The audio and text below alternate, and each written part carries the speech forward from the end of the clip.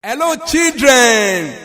We are going for international educational competition today.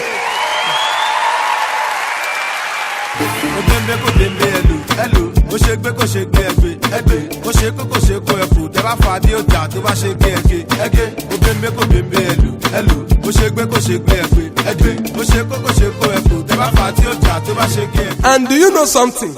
I want to test your brain. Because when we get to that competition, I will not like you to fuck up. Now, I want to ask you some questions. Anyway, I trust you. The first question. Now, the opposite of up is down. What is the opposite of anti-malaria? Anti-malaria. Master, Onyelola, what is the opposite of anti-malaria? Malaria. Come on, show. Anti-malaria. Malaria. Okay, now, anyway, who can answer this question in possessive manner? This is a chalk. Is the chalk yours? No, the chalk is not my yours.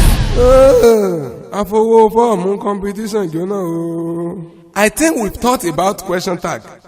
Now, let somebody construct a question tag.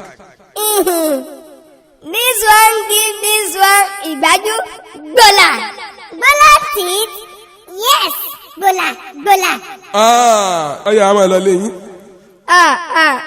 Master, let's go for the competition and win.